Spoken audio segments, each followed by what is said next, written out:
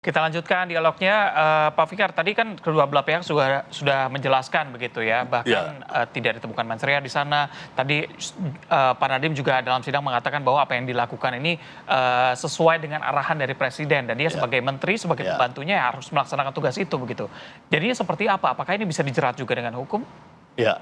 Gini, pola relasi menteri dengan presiden itu kan kebijakan sebenarnya. Ya. Menteri itu pelaksana dari kebijakan negara. Dalam hal ini adalah pimpinan negara kan begitu. Demikian juga menteri.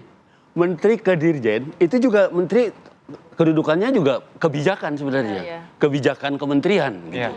Nah, pelaksananya adalah para dirjen itu kan begitu. Ya. Ya kan? Nah, persoalannya adalah meskipun menteri ada di wilayah kebijakan gitu ya, apakah ketika di wilayah pelaksanaan ya dia punya interest nggak gitu? Umpamanya dia bilang sama dirjennya, itu perhatiin perusahaannya teman saya, itu perhatiin perusahaannya adik saya umpamanya. Nah, kalau itu bisa dibuktikan ya itu artinya ya ikut serta gitu. Artinya meskipun dia ada di kebijakan, dia menjadi pelaku juga gitu. Nah, saya kira pegangannya jaksa kenapa berani sampai ke pengadilan? Saya kira hal-hal seperti itu. Nadiemnya berkata hanya sebatas pembuatan peraturan menteri, Ya, kebijakan kemudian itu juga artinya. DAK yang Ya. hanya di ranah kebijakan. Ya. Tapi ternyata kejaksaan melihat Ada kaitannya Ada antara kaitannya. kebijakan itu dengan penyimpangan di pelaksanaan gitu. Nah, saya kira itu yang menjadi pegangan kejaksaan. Belum tentu benar juga. Karena kan ada di sini ada sebelum orang ditunjuk menjadi pelaksana program kan ada bidding, ada apa namanya? Tender-tender ya? Tender Nah, segala itu kan macam. berhubungan dengan uang juga begitu ya. Iya. Dengan keputusan ini apakah juga bisa memberatkan dari menteri nantinya begitu? Nah, itu yang akan dilihat nanti. Aha. Apakah biddingnya atau tendernya segala macam itu ada muatan-muatan. jadi penunjukan kepada siapanya ini Nah, itu yang akan diperiksa gitu. Titipan atau tidak? Nah, gitu betul. ya. Kalau terbukti umpamanya ada kaitannya, ya tindakannya jaksa ya mungkin didasarkan pada itu gitu. Tapi juga bisa juga ternyata umpamanya ini permainannya objektif juga gitu. Ya, ya. Di bidding di di tender-tender itu itu juga bisa sebaliknya gitu. Bisa sebaliknya membuktikan bahwa penunjukan itu bukan satu tindakan pidana, bukan satu tindakan yang menyimpang gitu. Tapi itu sudah didasarkan pada proses yang objektif umpamanya seperti itu. Dan bisa juga terjadi seperti itu gitu. Tapi Pak Fikar tadi dikatakan dari sisi Nadiem sendiri bersikukuh bahwa ini menjalankan tugas dari Presiden Joko Widodo Ya, saat itu. ya. Apakah memang harus juga dihadirkan mungkin sebagai saksi meringankan atau memang sebagai pendalaman dari kasus ini Presiden di persidangan? Menurut saya karena konteksnya kebijakan, ya boleh saja kalau mau dihadirkan. Tapi urgensinya adalah sejauh mana kaitannya dengan pelaksanaan, gitu. Maksud saya kalau bisa dibuktikan perusahaan yang bisa menerima tender, yang menerima pekerjaan itu ada kaitannya dengan presiden, dengan Pak Jokowi, umpamanya, saya kira itu menjadi relevan dihadirkan, gitu. Ya kan Ya, akan meng-cross check apakah benar di perusahaan ini punya kaitan dengan Pak Jokowi, umpamanya seperti itu. Tapi kalau umpamanya nggak ada Hanya kaitan sebatas perintah untuk program. kebijakan, saya kira ya pilihannya bisa juga enggak gitu, bisa juga enggak, tapi bisa ya itu terserah majelis hakim. Oke. Ya urgensinya. Oke, baik. Saya ke Pak Dodi. Pak Dodi, tadi kan juga sempat disebutkan bahwa kebijakan yang diambil oleh Nadiem saat itu bisa menghemat keuangan negara, begitu. Apakah penghematan keuangan negara ini juga sudah dimasukkan dalam audit independen yang dilakukan? Ya, jadi memang harus jelas tadi yang disebut si Pak Ade itu mengenai kerugian negara ya. Jadi kerugian negara ini sesuatu yang diatur di dalam undang-undang, definisinya juga jelas itu ada berkurangnya aset negara akibat perbuatan melawan hukum. Jadi korelasi antara perbuatan dengan kerugian itu harus nyata, konkret ya. Jadi ada perbuatannya langsung mengakibatkan kerugian negara. Nah, kalau dilihat perbuatan Nadiem adalah membuat peraturan menteri, ya, yang kemudian pelaksanaannya itu adalah proses pengadaan, ya tentunya harus dilihat siapa yang melakukan proses pengadaan. Nah, kalau kemudian dinilai, kalaupun ya padahal usulan daripada spesifikasi teknis itu kan dari kedirjenan. Kalaupun dikatakan Pak Nadiem tidak keberatan dengan penentuan Chrome OS ya sebagai standar daripada operating system laptop yang diadakan saat itu, kita melihat bahwa Chrome OS itu gratis. Ya.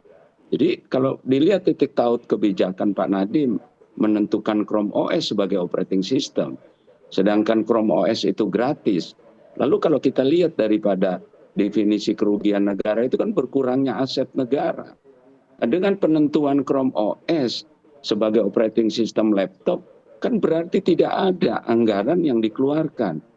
Nah, kalau kemudian ada anggaran yang dikeluarkan untuk pengadaan operating system tersebut, harus dicari siapa yang melakukan pengeluaran terhadap anggaran. Karena Chrome OS itu adalah operating system yang gratis. Oleh karena itu, kalau kita membandingkan dengan pengadaan yang kalau dikatakan pengadaan Chrome OS itu salah, harus mengikuti sistem Windows yang sebelumnya ditetapkan, maka negara telah menghemat. Karena apabila operating systemnya menggunakan Windows, kan harus bayar. Berarti kalau bayar itu justru ada pengeluaran uang, ada berkurangnya aset. Ya. Nah itu setidak-tidaknya 1,2 triliun. Belum lagi dari segi efektivitas. Dari segi efektivitas, penggunaan Chrome OS itu terkendali, bisa dikontrol, dicegah, tidak bisa digunakan judi online, pornografi, ya, maupun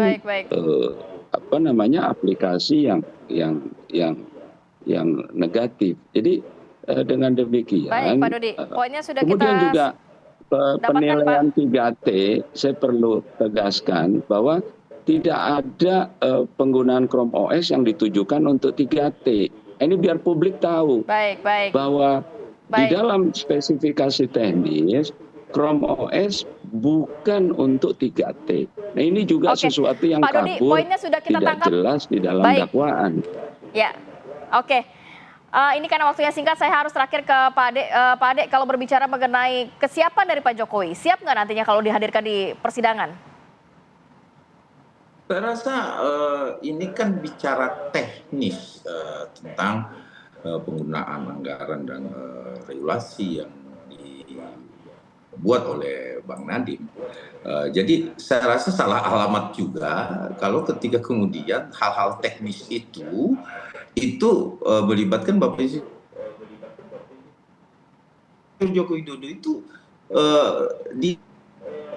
dia memiliki program, pemerintah itu memiliki program ya, pembantunya itu menteri-menterinya. Nah,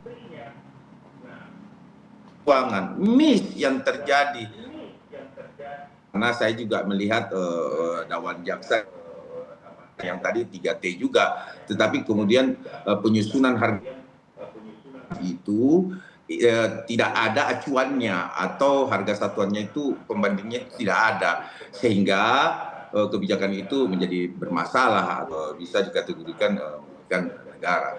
Namun pun seperti itu, saya rasa Pak Nadiem juga harusnya tidak terlibat di sini. Kenapa? Karena ini bicara teknis pelaksanaan ya, pengadaan, terus dan lain sebagainya. Cuman ya, tapi kalau berbicara Bapak Insinyur Joko Widodo itu jauh sekali, Mbak. Jadi tidak bisa kita karena Pak Jokowi pada saat menjadi presiden dia tidak berbicara teknis, dia berbicara program yang harus dijalankan pada saat itu oleh menteri-menterinya gitu. Jadi saya rasa tidak ada urgensinya ya.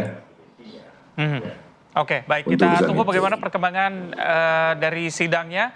Baik, terima kasih sudah bergabung bersama kami Pak Ade, Pak Dodi dan juga Pak Fikar ya. Oke. Selamat pagi. Assalamualaikum. Salam. Pemirsa, kita ajak Anda untuk jeda sejenak. Usai jeda kami punya informasi ini yang cukup mengejutkan adalah di tahun baru lagi-lagi KUHP baru. Ini salah satu pasal yang menjadi perhatian publik adalah ancaman pidana bagi praktik nikah siri dan poligami ilegal. Seperti apa kami hadirkan usai jeda.